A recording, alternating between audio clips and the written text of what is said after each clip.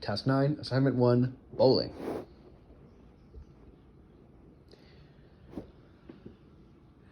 My name is Chris.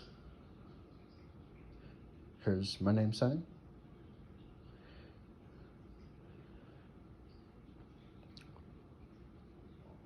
One day, I went to school, and my mom and I afterwards went bowling, and we took the bowling ball and I threw it, and I dropped it and it smashed and it landed on my finger and it hurt really bad. And I was crying.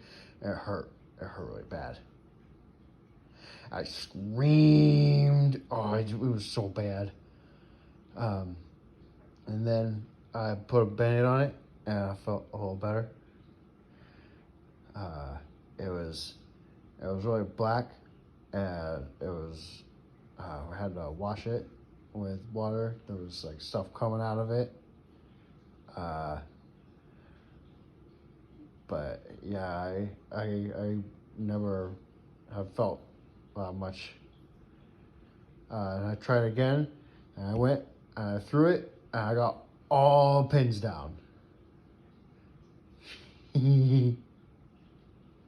Okay, I'm done.